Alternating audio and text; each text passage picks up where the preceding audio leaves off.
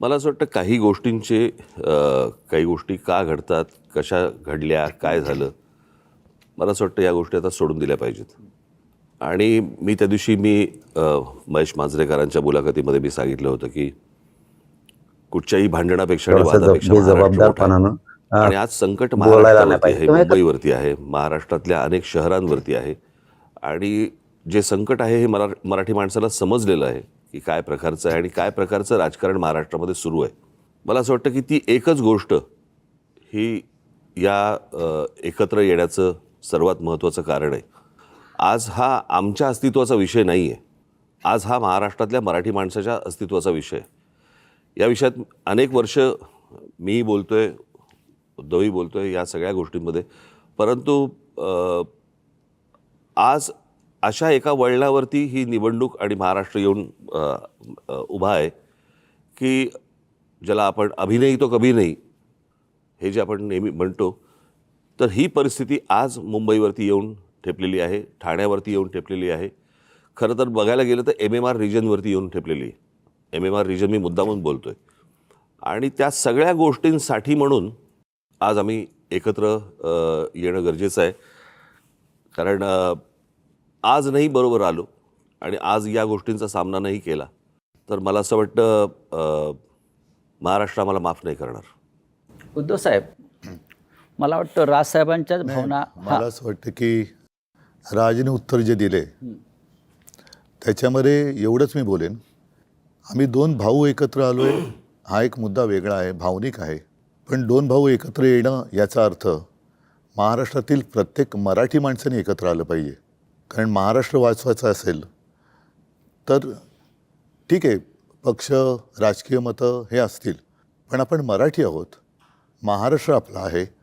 आणि आपण जर एकमेकांमध्ये वेगळ्या चुली मांडल्या तर महाराष्ट्र तोडणारे त्यांची पोळी भाजून जातील.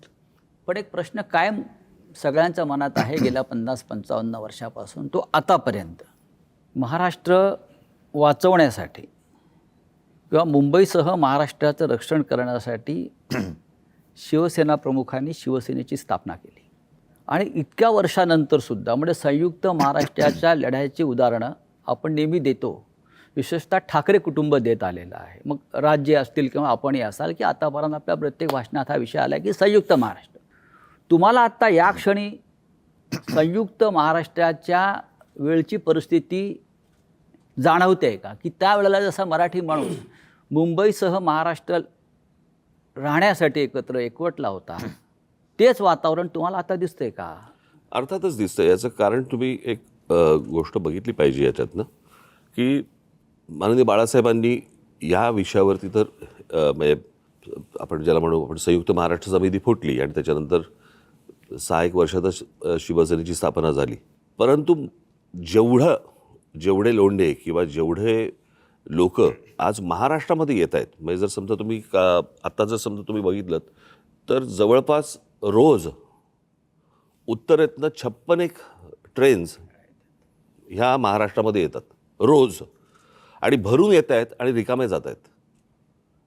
आज जर समजा तुम्ही ठाणे जिल्हा, एक जिल्हा जर समजा पाहिलात, बरोबर आहे, ठाणे जिल्हा हा मला असं वाटतं जगामधला एकमेव जिल्हा आहे की जिकडे ठाणे, नवी मुंबई, कल्याण डोंबिवली, भिवंडी, वसई, मी आता पालघर वेगळा पकडत नाही आहे, तो आपण एकच होता, तो आत्ता वेगळा झाला, परंतु पालघरमध्ये वसई, त्याच्यानंतर मीरा भाईंदर, त्याच्यानंतर वसई विरार आली, त्याच्यानंतर तुमची नवी मुंबई, अशा जवळपास 8-9 महानगरपालिका आहेत.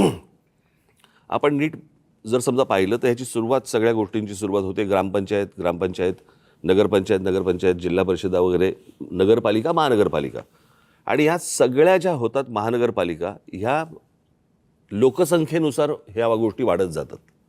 जर एखाद्या जिल्ह्यामध्ये जर समजा 8-9 महानगरपालिका जर समजा असतील, आज मुंबईमध्ये किती आहेत? 1.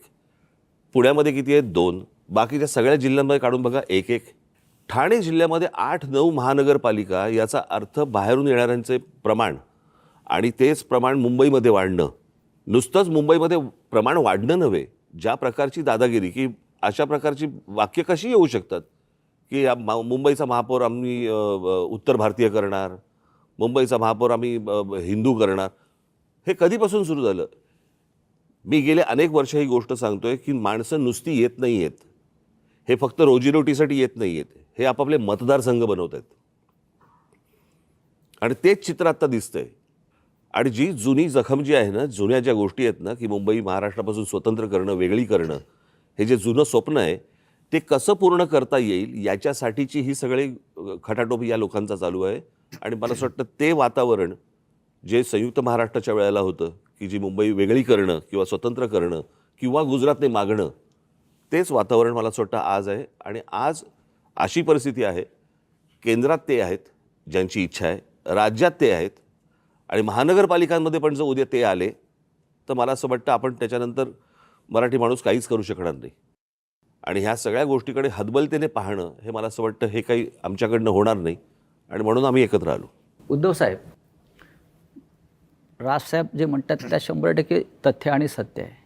पण मराठी माणूस जेव्हा जेव्हा भडकला, पेटला, तेव्हा महाराष्ट्रामध्ये परिवर्तन झालेलं आहे अनेकदा. मग सत्ता परिवर्तन असेल, सामाजिक परिवर्तन असेल, पण आजही त्या पद्धतीनं तुम्हाला मराठी माणूस पेटलेला दिसतोय का? एक लक्षात घ्या की मराठी माणूस पेटला तेव्हा संयुक्त महाराष्ट्र झाला. मुंबई महाराष्ट्राला मराठी माणसाने मिळून दिली. मधला जो काळ होता 60 ते 66, जर माझा आवाज 60 ते 66 याच्यामध्ये आत्ता जी राजनी सांगितली ती परिस्थिती निर्माण झालेली.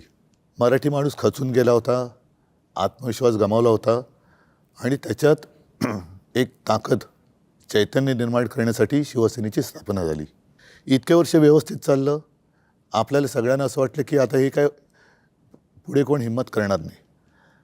मात्र शिवसेना ज्या पद्धतीने त्यांनी फोडली, राजकारणामध्ये पक्षांतर होतात, इथली लोकं तिकडे जातात, पण पक्ष संपवणं, पक्षाचं चिन्ह काढून घेणं, त्याची मान्यता जवळपास रद्द करणं, म्हणजे त्याचं अस्तित्व नष्ट करणं, जी मराठी माणसाची ताकद आहे ती तोडून फोडून टाकणं, हे काय दर्शवतं?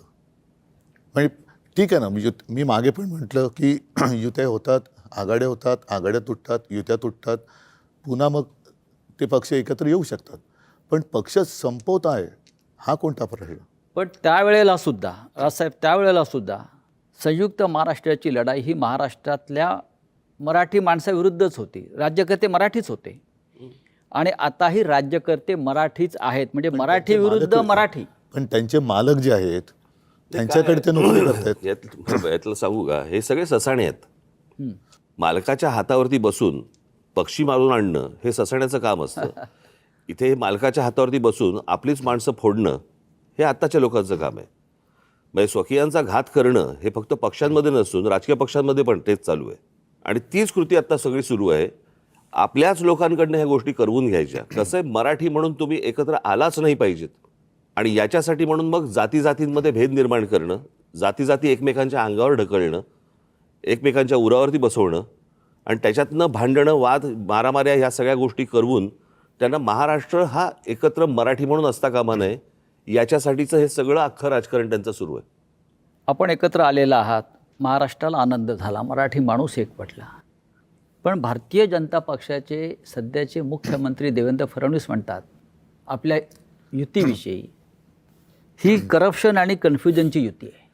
यांचा सगळ्यांचा डोलारा जो आहे ना, या सगळ्यांचा डोलारा हा नरेंद्र मोदींवरती अवलंबून आहे. बरं का, ही बसवलेली माणसं आहेत सगळी, ह्यातला बसलेला माणूस कोणीच नाही आहे. आणि बसवलेला जो माणूस असतो ना, तो फक्त धन्याचा ऐकतो, मालकाचा ऐकतो. त्याच्यामुळे मालक जे सांगेल त्याप्रमाणे काम करायचं, त्या सगळ्या गोष्टी करायच्या. त्याच्यामुळे मला काही त्यांच्या बोलण्याला काही लॉजिक आहे असं मला वाटत नाही. आणि भ्रष्टाचाराच्या गोष्टी तर फडणवीसांनी करूच नाहीत ना. ते बैलगाडी घेऊन गेले होते नाही का अजित पवारांच्या बाबतीत. कालच अजित पवार बोललेत ना. हो, अजित पवारांच्या बाबतीत बैलगाडी घेऊन गेले होते की हे पुरावे आम्ही घेऊन येतोय म्हणून. मग आता म्हणतायत की कोर्टात केस चालू आहे. अरे मग द्या ना ते पुरावे. कसं आहे, आपलं ठेवायचं झाकून, दुसऱ्याचं बघायचं वाकून, या लेवलला आत्ता ते आलेत. तुमच्याकडे काय चालू आहे ते एकदा बघा. मी परवा दिवशीच्या पत्रकार परिषदेमध्ये म्हटलं नाही, या देशामध्ये कोणी राजकारणामध्ये सत्तेचा अमरपट्टा घेऊन आलेला नाही आहे. सत्ता बदलत असतात, काळ ह्या सगळ्या गोष्टी बघत असतो. उद्या ज्या दिवशी हे बदलेल, तुम्ही टार्गेट आहात. मुख्य लक्ष तुमच्यावर आणि तुम्ही टार्गेट आहात. कशावरती? म्हणजे ही चाटम मंडळी जी आहेत भाजपमधली, ज्यांना तुम्ही चाटम म्हणता, ते तुमच्या प्रश्नामध्येच उत्तर आलं ना. तर जसं कन्फ्यूज आणि करप्शनची युती म्हटलं आहे. नाही, corruption त्यांचं म्हणणं आहे करणारे- की अनेक वर्ष आपली सत्ता आहे. आणि त्याच्यामध्ये ते सहभागी होते. होय. नाही, माझ्या मनामध्ये असा प्रश्न आहे की त्याने असा आरोप केला आहे की 3 लाख कोटीचा भ्रष्टाचार झाला. महापालिकेत तेवढे पैसे असतात नाही, मी सांगतो. आणि जर एवढे पैसे असतील तर मग हे आमदार 50-50 कोटीला का पळून गेले? हे मला एकच मिनटं. पहिली गोष्ट म्हणजे मला ना त्या गोष्टीबद्दल एक जरा बोलायचं आहे की तो जो एक चालू होतं ना 50 खोके 50 खोके 50 खोके, मला असं वाटतं लोकांना नीट समजून सांगणं आवश्यक आहे. हे 50 खोके हा विनोदाचा भाग नाही. 50 खोके म्हणजे 50 कोटी रुपये झाले. 50 कोटी. 40 आमदार म्हणजे 2000 कोटी रुपये झाले. हा म्हणजे 40 आमदारांचे 2000 कोटी हे कुठून आले? कसे आले? भ्रष्टाचारातून, घोटाळ्यातून. बरोबर की नाही? म्हणजे बँकेतनं लोन तर थोडं नव्हतं ना घेतलं. त्याच्यामुळे कुठच्या भ्रष्टाचाराबद्दल कोणी काय बोलावं? मला एक बेसिक आता 3 वर्षामध्ये कॉर्पोरेशनची इलेक्शन झालीच नाही. आज जो हे चालू ना मुंबई, मग 3 वर्षात मुंबई धोक्यात नव्हती का जेव्हा इलेक्शन झालं? माझे एक मुंबईकर म्हणून मी आज जेव्हा घरातनं बाहेर पडतो ना, तर मला खरं सांगू तर मला लाज वाटते की माझी मुलं ह्या शहरात वाढणार आहेत. मी काही गोष्टी रेग्युलरली फॉलो करतो. आजचा एअर क्वालिटी इंडेक्स 183 आहे. ज्याचा आज मी भोगतोय. एक फुगा असतो की ज्याची कॅपॅसिटी एक आपण म्हणतो की तो एक पर्टिक्युलर ह्याच्यात तो फुटेल. तर जवळजवळ ह्या एका फुग्यात जवळजवळ त्याच्या 5 पट हवा भरलेली गेलेली आहे. माझा एक प्रॉब्लेम आहे की मुंबई डिकंजेस्ट कधी होणार? म्हणजे मी आता बाहेरचे लोंढे बोलतच नाही. एक मुद्दा सांगतो, विचारतो तुम्हाला. तुम्ही इतके वर्ष मुंबईत राहतायत. माझा आणि राजचा जन्म मुंबईतला आहे. आज जेवढं प्रदूषण दिसतंय, हवेचा जो काही निर्देशांक वगैरे म्हणतोय प्रदूषणाचा, हा एवढा खराब कधी झाला होता का? ह्याचं कारण असं की आता यांची जी काय होर्डिंग्ज लागलेत, विकासाची गती नाही आहे, ह्यांची विनाशाची गती आहे. नियोजन शून्य विकास हे याचं कारण आहे. कारण तुम्ही जे म्हणताय ना, एक तर आओ जाओ घर तुम्हाला इथूनच पहिली सुरुवात होते. त्याच्यानंतर साधारणतः आपल्याला नेमकं आज हवंय काय? आज जर का तुम्ही पाहिलं तर सगळीकडे रस्ते खोदलेत. जिथे जाऊ तिकडे रस्ते खोदलेत. मोठमोठ्या इमारती उभ्या राहिलेल्या आहेत. विकासाच्या नावाने मेट्रो असेल, काही ठिकाणी पूल असेल, हवेत. पण ते एका वेळेला सगळं तुम्ही काढलं आहे आणि त्यावेळेला मुंबईच्या खर्चाचा ताळमेळ हा बसवला गेला पाहिजे. मी मुंबईकर म्हणून मी तुम्ही म्हणतो, आपण सगळेच मुंबईकर आहोत. तुम्ही जो कर भरता त्याच्यासमोर तुम्हाला काय मिळतं? प्रदूषण. म्हणजे विकास तुमच्याकडे काय फार मोठा रस्ता आम्ही छान केला आहे, सरळ तुमच्या घरापासून हॉस्पिटलमध्ये जातो रस्ता, ह्याला मी विकास नाही म्हणत. हॉस्पिटल कमीत कमी असणं आणि आयुष्य चांगलं असणं हा विकास पाहिजे. माझं तर म्हणणं आहे विकास नको आता. नाही, ही मानसिकता का झाली? कारण नियोजन शून्य विकास. आम्ही सुद्धा आज आमची जी होर्डिंग लागलेत, मी 12पासून लावतोय होर्डिंग. होय, हे आम्ही केलं आणि त्याच्याबद्दल मला अभिमान आहे आणि मला असं वाटतं मुंबईकरांना अभिमान आहे. मग त्याच्यामध्ये शाळेचा दर्जा असेल, पाण्याचा दर्जा असेल, किंवा आता कोस्टल रोड झालेला आहे. कोस्टल रोडसुद्धा हा आपण केलेला आहे. पण वाटेल तिकडे, जसं आता मी कलानगरला राहतो आहे, वेडेवाकडे उड्डाण पूल, आता तिकडे आणखीन एक वॉकर ब्रिज करतायत. कोणासाठी करताय? कशासाठी करतायत? आणि संपूर्ण धुळीचं आणि सिमेंटचे कणस आपल्या फुफ्फुसामध्ये जात आहेत.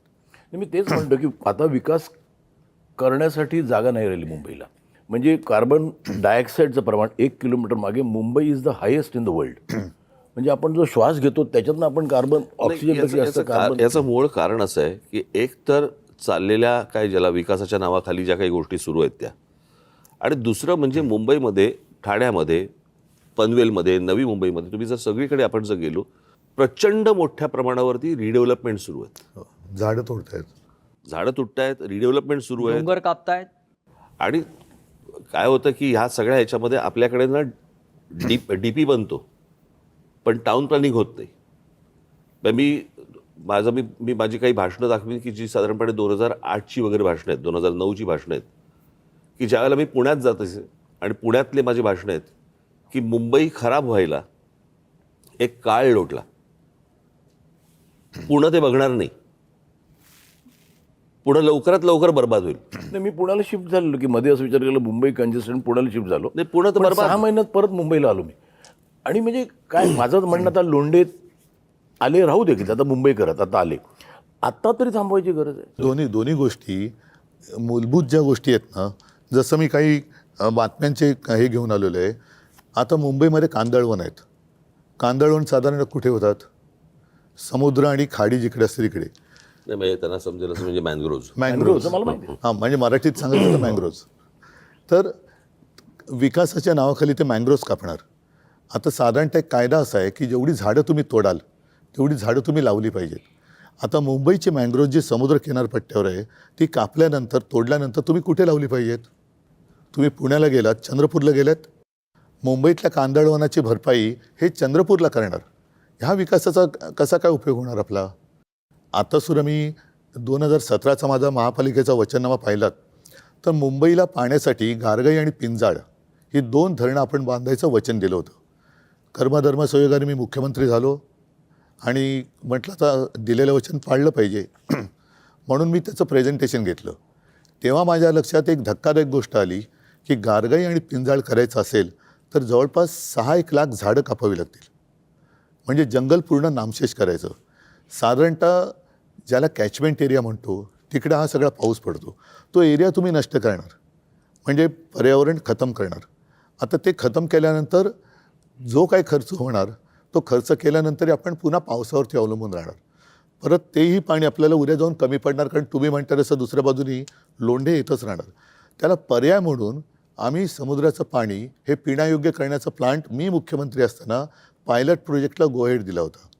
आणि हा पायलट प्रोजेक्ट आत्ता कालच्या डिसेंबरमध्ये पूर्ण झाला असता. त्या पायलट प्रोजेक्टमधनं आज तानसातनं जेवढं पाणी दर दिवशी मिळतं 400 MLD तेवढं पाणी आपल्याला मुंबईकरांना त्या समुद्रापासून कालच्या डिसेंबरमध्ये उपलब्ध झालं असतं. त्यांनी तो प्लांट बाजूला टाकला आणि कॉन्ट्रॅक्टरसाठी परत एकदा गारगाई पिंजाळला हार घातला. आरेच्या जंगलाला मी संरक्षण दिलं होतं मेट्रोच्यासाठी. अरे मी पण केलं ना, मेट्रोचं लोकार्पण मी पण केलं, मेट्रो 2चं. माझं म्हणजे म्हणणं होतं म्हणजे सरकारचं की तुम्हाला कारशेडसाठी आरेचं जंगल कापण्याची गरज नाही, कांजूर मार्गला होऊ शकतं. आता याने काय केलं, हट्टापायी आरेचं जंगल मारलंच प्लस कांजूर मार्गला करतात. कशासाठी करता हे? उद्धव साहेब म्हणजे दोन्हीकडे नाही, माझं कॉन्ट्रॅक्टर प्रश्न हा आहे की इथे मुंबईत राहणारा सफर करून करतोय तो आपण- मिडल क्लास, नाही मिडल क्लास करतो. आज ज्या बिल्डिंग होतात तिकडे 24 तास पाणी असतं. आज माझे छोटे मिडल क्लास जिथे राहतात नक्कीच. त्यांना 2 तास सकाळी पाणी, 3 तास सकाळी पाणी. तो जो एक भाग आहे ना की किती क्राऊड का मुंबईत. बरं आज मला बाहेर पडलो तर जिथे मला 10 मिनटं लागत होती तिथे आज मला 1 तास लागतो. तर डिकन्जेस्ट करणं माझं असं म्हणणं आहे की लोकांना तर सांगा की मुंबई आहेत ते राहू दे की. म्हणजे मी म्हणतो आले ते आले, आता समजा ते मुंबई करत झाले, पण आहेत त्यांना एक समजायला पाहिजे की आता जागा नाही. 51 लाख गाड्या आहेत मी एक सांगतो तुला मुंबईत. काय आहे, मला असं वाटतं की ह्या काही गोष्टींकडे राजकीय पक्ष म्हणून न बघता मला असं वाटतं राज्य म्हणून पाहणं गरजेचं आहे. काय 4 प्रकारच्या जागा असतात. एक केंद्र सरकारची जागा असते, एक राज्य सरकारची जागा असते, एक महानगरपालिकेची जागा असते आणि एक खाजगी जागा असते. बरोबर. आता गोदरेजची खाजगी जागा आहे, तिकडे तुम्हाला एकही झोपडी मिळणार नाही. पण केंद्र सरकारच्या, राज्य सरकारच्या आणि महानगरपालिकांच्या बरोबर या ज्या सगळ्या जागा आहेत ह्याला आईबापच नाही. म्हणजे आज कित्येक वेळेला अशा अनधिकृत गोष्टी ह्या पाडल्या गेल्या आणि नंतर तिकडचे कोणीतरी अधिकारी त्यांना त्याच्यावरती ज्या प्रकारचा ज्याला वचक पाहिजे तो वचक मला असं वाटतं की येणं गरजेचं आहे. तो कोणी म्हणजे तो उद्या आम्हीही आणू, उद्या कोणी राज्यातली लोक असतील त्यांनी आणावा, उद्या राज्यात आम्ही आलो तर आम्ही आणू. पण मला असं वाटतं की तुम्ही जे बोलताय ते अत्यंत योग्य आहे की जागा संपलेली आहे. बरोबर. आता साधी गोष्ट आपण समजा प्रदूषणाची गोष्ट बोललो, प्रदूषणाची, तर मुंबईमध्ये हीच हालत आहे, मला मान्य. परंतु आज दिल्लीमधली हालत काय? तिकडे 200च्या वर आहे इक्वालिटी. बरोबर की नाही? आणि आज दिल्लीमध्ये जर समजा आपण बघितलं तर केंद्र आणि राज्य अशा दोन्ही गोष्टी तिकडे आहेत. राजसाहेब तुम्ही एक फार नाही, महत्त्वाचा मुळामध्ये- मुद्दा आता मांडला. नाही मुळामध्ये राज्यकर्त्याचं प्रेम हे राज्यावरती असायला पाहिजे, सत्तेवरती असतं कामा नये. सत्तेसाठी वाटेल ते करायचं आणि बट्ट्याबोळ झाला की हात वर करायचे. आता तुम्ही मला सांगा, मुंबईमध्ये आपण राहणार आहोत, दुर्दैवाने मी असं म्हणेन की आजचे राज्यकर्ते हे मुंबईकर नाही आहेत. जरी मराठी आहेत, महाराष्ट्रातले असले तरी त्यांना मुंबईकरांसाठी किंवा त्यांच्या शहरांसाठी काही पडले का त्यांच्या नागरिकांसाठी? इथे ते फक्त कॉन्ट्रॅक्टरसाठी काम करतात. इथे दोन महत्त्वाचे प्रश्न उपस्थित झालेले आहेत. एक तर आता राजसाहेबांनी जो मुद्दा सांगितला, जमीन केंद्र सरकारची आहे, राज्य सरकारची आहे, खाजगी आहे. पण आज मुंबईसह महाराष्ट्रातल्या जमिनींचा मालक मोदींचा लाडका उद्योगपती झालेला आहे. एकेकाळी आपल्या महाराष्ट्रात देशामध्ये विनोबा भावेंनी घोषणा दिली होती सबभूमी गोपाल की. आज सबभूमी अदानी की. मुंबई वाचवायची असेल तर हे जे आपल्या मुंबईच्या मोक्याच्या जमिनी गिळंकृत करण्याचे जे काम चालू आहे, जे आपल्या जाहीरनाम्यातसुद्धा आहे, वचननाम्यातसुद्धा तो आपण मुद्दा घेतला आहे, हे आपण कसं करणार? मुंबई वाचवायची असेल तर आधी आपल्या महत्त्वाच्या मोक्याच्या जमिनी धारावीसह मिठागरं असतील, टोल नाके असतील, हे आज एका उद्योगपतीच्या नाही, घशात घालण्याचं काम केलेलं आहे. नाही, आज त्यांना अडवणारं कुठे प्रशासनमध्ये नाहीच आहे ना. केंद्रातनं ऑर्डर आली, जसं मगाशी राज म्हणाला, हे ससाणे बसलेले आहेत, ते जागा दाखवतात आणि ते जागा घेऊन त्या याच्या घशात घालतात अदानीच्या. मूळ महापालिका आता एक शेवटचं ठिकाण राहिलेलं आहे की जिकडे ठामपणाने त्यांना नाही सांगणार कोणतरी नाही, पाहिजे. माझा तोच मुद्दा आहे की आपण जे म्हणतो की ह्या महापालिकेवरती भगवा फडकला पाहिजे किंवा मराठी माणसाची ताकद इथे आली पाहिजे, म्हणजे सत्ता आली पाहिजे. ही सत्ता आल्यावरती प्रश्न संपतील का? जे प्रश्नासाठी आपण आता उभे आहोत, मी तुम्हाला आपण एकत्र आलेला मी एक गोष्ट सांगतो. आणि सगळ्यात मोठं संकट हे गौतम अडाणी मुंबई गिळतोय भाजपच्या माध्यमातून. मी याच्याबद्दल एक गोष्ट बोलतो. हा, मला असं वाटतं की मुंबई महानगरपालिका याची मुदत संपली 2022ला आणि 2022लाच मला असं वाटतं उद्धव सरकार गेलं, बरोबर? त्याच्या आधी महापालिका विसर्जित झाली होती. आधी म्हणजे कधी मग 21ला 6 महिन्या अगोदर. एक त्या माझं जूनमध्ये सरकार पाडलं, मला वाटतं मार्च 4-5 महिन्या अगोदर, बरोबर? तेव्हा मुदत संपली. 22 त्याच्यानंतर 25 पर्यंत, 4 वर्ष झाली आता. या 25 पर्यंत, आज 26 कधी 26ला आज जानेवारीमध्ये निवडणूक होते. इतकी वर्ष का गेली?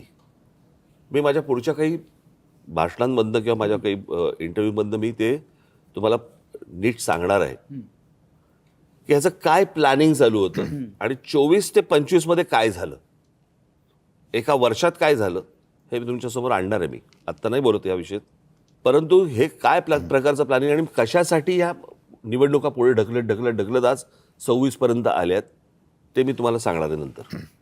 ही माणसं जी आहेत ना, ही म्हणून मगाशी मी म्हटलं नाही, ही बसवलेली माणसं आहेत. आणि तू म्हणतोस की हे जागा दाखवतात, हे जागा नाही दाखवत, ते जागा पाहतात. तेच त्यांच्याकडे ते. सह्यांसाठी फक्त फायली येतात की ह्याच्यावर सही कर. आता आपल्याच लोकांना, आपल्याच इकडच्या मराठी लोकांना समजत नाही होत आपण काय करतो, हे त्यांना नंतर कालांतराने समजेल. मग त्यांनी महाराष्ट्राचं डेथ वॉरंट काढलेलं नाही आहे. नाही, एक मिनिट. आपल्या सहीनं मराठी संजय. माणसाच्या सहीनं मराठी माणसाचं डेथ वॉरंट काढलं. आणि तसं त्यातलं कसं आहे, एकच मिनिटं, की देवेंद्र फडणवीस नागपूरचे, अजून बाकीचे सगळे बाहेरचे. मी एकदा ना, एकच गोष्ट म्हणून सांगतो, मी एकदा स्वित्झर्लंडला गेलो होतो आणि स्वित्झर्लंडला गेल्यावरती मी तो देश पाहत होतो आणि तो देश सगळ्या काय गाड्या फिरत आहेत, सगळ्यांकडे उत्तम नोकऱ्या आहेत, सगळे सुंदर रस्ते आहेत, उत्तम निसर्ग आहे, सगळं व्यवस्थित छान. तो सगळा देश पाहताना मला पहिला मनात प्रश्न आला, इथला विरोधी पक्ष काय करतो? हो, म्हणजे निवडणुकीच्या तोंडावरती काय सांगतो तो की मी तुम्हाला हे देईन, मी तुम्हाला ते देईन, मी तुम्हाला त्या कल्पनेच्या बाहेर होतो मी, बरोबर आहे? मुंबईमध्ये मुंबईकरांना काय पाहिजे हे मला असं वाटतं मुंबईत तुम्हाला तिथे जन्माला आल्याशिवाय कळणार नाही. बाहेर येऊन ज्यावेळेला तुम्ही ती एखादी गोष्ट बघता, शहर बघता किंवा एखादा देश बघता ना, तुम्हाला समजणारच नाही तिथले प्रश्न काय ते. आता उदाहरणार्थ समजा तुमचा कुठचा काय गृहनिर्माण मंत्री किंवा अजून कुठचा PWD मिनिस्टर किंवा अजून कुठेतरी हे बाहेरचे ज्यावेळेला येतात, ते ज्यावेळेला मुंबईत येतात त्यावेळेला त्यांना प्रश्न पडतो, सारा प्रॉब्लेम काय शहराचा? रस्ते आहेत, हॉस्पिटल आहेत, दिवे आहेत, शाळा आहेत, कॉलेजेस आहेत, पाणी आहे 24 तास. इथले प्रॉब्लेम काय आहेत? कारण तो कंपॅरिझन करतोय त्याच्या रस्त्यांशी, त्याच्याकडच्या लोडशेडिंगशी, त्याच्याकडच्या सगळ्या गोष्टींशी. त्याच्यामुळे हे सगळे प्रॉब्लेम होतात. तुमची मानसिकता कशी आहे?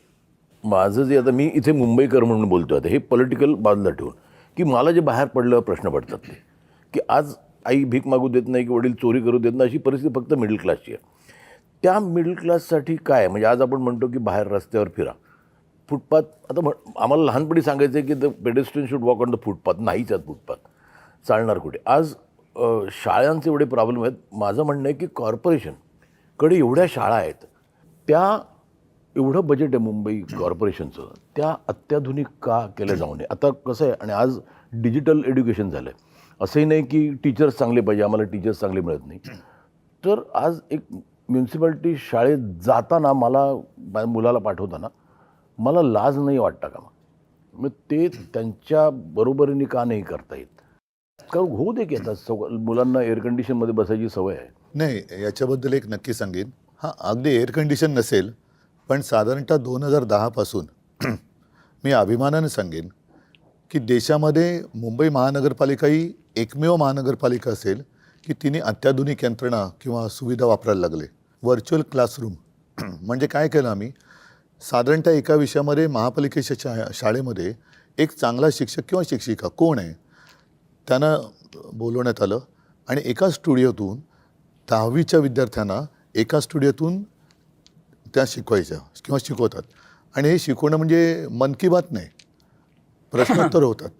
आज मी जे तुम्हाला सांगितलं ना की याच्यामध्ये आम्ही पुस्तिकाच केलेली आहे आणि तुम्ही म्हणाला त्याच्यात जवळपास 1300 शाळा आपल्या मुंबईमध्ये आहेत महापालिकेच्या.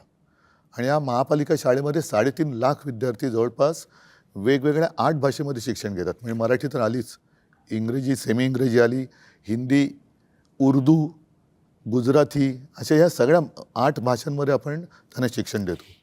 आणि ही साधारणतः 2010 साली सिस्टीम सुरू केल्यानंतर 2014-15च्या सुमारास आम्ही 8वी ते 10वी म्हणजे जे शिवसेना प्रमुखांचं एक स्वप्न होतं की विद्यार्थ्यांच्या पाठीवरती किती ओझं आहे, तर तो अभ्यासक्रम आम्ही ई सिम किंवा सिममध्ये आणला. एक सिम कार्ड असतं ना फोनवर टाकायचं आणि ते टॅबमध्ये टाकून द्यायला लागलो. त्याच्यामध्ये बऱ्याचशा गोष्टी ह्या ॲनिमेटेड होत्या, म्हणजे मुलांना पटकन समजायचं की काय काय एखादी गोष्ट आपण दाखवू शकत नाही. की समजा एखाद्या ग्रहाला इतके चंद्र आहेत, त्या चंद्रावरती वातावरण कसं असेल, अशा काही गोष्टी आपण प्रत्यक्षात दाखवू शकत नाही. त्याचं ॲनिमेशन करून ते त्याच्यात टाकण्यात आलं. त्याचा परिणाम असा झाला की महानगरपालिकांच्या शाळांचा रिझल्ट हा जवळपास 100%च्या जवळ आला. आणि आता तुम्ही जे म्हणताय ना, पहिल्या प्रथम महापालिकांच्या शाळांमध्ये ॲडमिशन पाहिजे म्हणून चिठ्ठ्या मागायला लोक यायला लागले आणि ॲडमिशनसाठी लोकांच्या रांगा लागायला लागल्या. बऱ्याचशा मी बघितले म्युन्सिपल स्कूल्स बंद होऊन तिकडे काहीतरी वेगळं करायचं होतं. ते नाही, ह्या त्याही शाळांबद्दल आता या गेल्या 4 वर्षाच्या तक्रारी वाढल्यात. पण अगदी SSE तर आहे, CBSE, ICSE वगैरे या सगळे अभ्यासक्रम आपण त्या शाळांमध्ये आणले. आता गेल्या 4 वर्षात काय झालं आहे? माझ्या माहितीप्रमाणे उद्धव साहेब, मुंबईत ते लोन आलं काय माहीत नाही, पण विदर्भातल्या काही सरकारी शाळा गौतम अडाणींना दिलेल्या आहेत. चंद्रपूर, गडचिरोली. नाही, का तसं म्हणजे आपलं महाराष्ट्राचं शिक्षण खाते इतकं सक्षम नाही. नाही, आपण मुंबईपुरतं बोलताना नाही सांगतो ना, ह्या सगळ्या गोष्टी गेल्या मी तर म्हणेन 4 वर्षात जास्त प्राधान्याने देण्याचं हे ठरवण्यात आलं. म्हणजे चंद्रपूरमध्ये एक शाळा दिली त्यांना, एक दिली, आता एक वरून पुढे जातील ना. ते ही आता सुरुवात मुंबई महापालिकेमध्ये सुद्धा जर त्यांचं येणार नाही म्हणा सत्ता, पण हे मग सगळं त्यांचं खाजगीकरण करतील. हॉस्पिटलचं खाजगीकरण करतात, ते आपण रोखलेलं आहे. उद्धव साहेब, दुसरा एक महत्त्वाचा विषय सातत्यानं इथे मी तुमच्याशी चर्चा करतानाही मी किंवा राजसाहेबसुद्धा आहेत. सध्या धुरंधरचा माहोल आहे. लोक धुरंधरवर या सिनेमावर चर्चा करतात, त्यातल्या एकंदरीत वातावरणावर चर्चा करतायत. मग मुंबईत रेहमान डकेत कोण आहे किंवा धुरंधर कोण आहे? आपण दोघे या राज्याच्या राजकारणातले धुरंधर आहात. पाब्लो एस्कोबार पण शोधला पाहिजे. शोधला पाहिजे. मी तुम्हाला तेच सांगतोय की आज मुंबई, ठाणे, नाशिक सारख्या शहरामध्ये अंमली पदार्थ म्हणजे ड्रग्स, विविध प्रकारचं ड्रग्स सहज उपलब्ध आहे. ठाण्यामध्ये परवा 5.5 कोटीचं मॅड्रेक्स पकडलं ठाण्यात. साताऱ्यामध्ये ड्रगची फॅक्टरी डेप्युटी CMच्या दारात पकडली. मुंबईमध्ये काल 2.25 कोटीचं ड्रग्स पकडलं. हे चित्र या महाराष्ट्रात यापूर्वी कधीच नव्हतं. आणि हे सगळं ड्रग्स गुजरातच्या मार्गे, मुंद्रा पोर्ट जे अडाणींचं आहे, हे चित्र तुम्हाला महानगरपालिका आहेत, प्रत्येक ठिकाणी महानगरपालिका आहे, हे चित्र गंभीर नाही का? ह्या सगळ्या गोष्टींच्या महानगरपालिकांशी संबंध काही नाही. पहिली एक गोष्ट लक्षात घेतली पाहिजे आपण, याला केंद्र आणि राज्य म्हणजे या ज्या प्रकारच्या ड्रग्सच्या विरोधातल्या ज्या धाडी या गेल्या 10 वर्षामध्ये बंद झाल्यात आणि साधारणपणे शाळांपर्यंत हा ड्रग्स हा प्रकार आता मुलांपर्यंत यायला लागलेला आहे. शाळेच्या बाहेरच्या पानटपरीवर ड्रग्स मिळत आहे. आणि आपण जर समजा आपण त्याच्या सगळ्या गोष्टींचं जर नीट त्याचं ॲनालिसिस केलं तर राजकारणामध्ये वाढलेला पैसा आणि रस्त्यावरती आलेला ड्रग्स याचा एकमेकांशी काय संबंध आहे तो पण मला असं वाटतं जुळून पाहायला पाहिजे. कारण एवढा राजकारणामध्ये ज्या प्रकारच्या निवडणुकांवरचा खर्च आणि सगळ्याच गोष्टी ज्या प्रकारे होत आहेत आणि ज्या प्रकारे ड्रग्ज रस्त्यावरती येतात आणि त्याच्यावरती कोण हे व्यवहार करतं ह्याच्यावरती कुठच्याही प्रकारच्या धाडी किंवा त्याच्यावरती कुठचीही बंधनं येत नाही आहेत, हे काय आहे हे मला असं वाटतं केंद्र आणि राज्य सरकारला विचारणं गरजेचं आहे. नाही, उठसूट मुख्यमंत्री सगळ्यांना क्लीन चिट देत सुटलेत. साताऱ्यामध्ये एवढी कारवाई झाल्यानंतर निदान ती फॅक्टरी आहे तरी कोणाची हे तर सांगा. तिथे क्लीन चिट दिली ना. तिकडे पण म्हणजे त्यांच्यावरती जे आमच्यावरती आरोप करतायत ते ठीक आहे, तेवढंच त्यांना करता येतं, पण त्यांच्या बुडाशी काय जळतंय ते कधीतरी बघा ना. ते बूड जळून खाक झाल्यानंतर बघून काय उपयोग आहे. म्हणजे असे कोण त्याच्यातले इन्व्हॉल्व असलेली लोक त्यांच्या आजूबाजूला अंगत पंगत करत बसलेत का. महानगरपालिका जरी असल्या तरी आपण पाहतोय की राजकारणाचं ज्या पद्धतीनं गुन्हेगारीकरण झालेलं आहे खुल्याम. यांचं मुळामध्ये गुन्हेगारीकरणपेक्षा मला त्याचं मी चांगला शब्द म्हणजे विद्रुपीकरण झालं आहे. म्हणजे मी मगाशी धुरंधरचा उल्लेख केला आहे, त्याच्यामध्ये कराचीमधले एक लॅरी शहर आहे दाखवलेलं. ज्या पद्धतीनं लॅरी शहरातल्या माफियांची मोडस ऑपरेंडी होती किंवा झालेली होती त्यावेळेला, त्याच पद्धतीनं मुंबई, ठाणे, नाशिक, पिंपरी चिंचवड या प्रमुख शहरामध्ये, नागपूर, त्याच पद्धतीनं आज तुम्ही प्रमुख शहरं घेऊच नका. हां तुम्ही मराठवाड्यामध्ये जा, तुम्ही पश्चिम महाराष्ट्रामध्ये जा, तुम्ही विदर्भामध्ये जा आणि जी छोटी जी शहरं आता जी उभी राहत आहेत ना तिकडची परिस्थिती बघा. बीड आहे. मग नाही, पण म्हणून मी मागे एकदा बोललो होतो की आपल्या देशाला पंतप्रधान पाहिजे. देशाला पंतप्रधान नाही आहे, भाजपला पंतप्रधान आहे. तसंच महाराष्ट्राला मुख्यमंत्री नाही आहे, जो आहे तो भाजपचा आहे. म्हणजे हे सगळेजण त्यांचा पक्ष आणि सत्ता एवढं सत्तांध झालेली आहेत लोक की लोक मेले तरी चालतील, नागरिक मेले तरी चालतील, त्यांची मुलं बाळं ड्रग्सच्या आहारी गेले तरी चालतील, त्याच्यात धंदे करणारे आपल्या बाजूला बसले तरी चालतील, पण आम्हाला सत्ता पाहिजे. ही जी काही वृत्ती याच्यावरती आपण काय बळ- करणार? ठीक काय आहे, म्हणजे- आपल्याकडे कायदा सुव्यवस्थेचं खातं नाही आहे, आपल्याकडे सरकार नाही नाही, आहे, पण ह्याच्यासाठी- आपल्याकडे जनसंघटन आहे ना. जेव्हा ह्याच्यासाठी शेवटी काय आहे, जसं राज म्हणाल तसं की सत्ता हातात असणं गरजेचं आहे की जिकडे आपण कायदेशीर बंधनं, उद्या जाऊन तिकडे धाड टाकल्यानंतर यांचेच बगलबच्चे निघाले तर लोक आता गेल्या नगर परिषदेच्या निवडणुकीमध्ये मालवण वगैरे त्या भागात त्यांच्याच युतीतल्या मित्रपक्षाने त्यांच्या दुसऱ्या पक्षावरती धाड टाकली. काय मिळवलं? पैसे दिसले, पुढे काय झालं? Clean chit.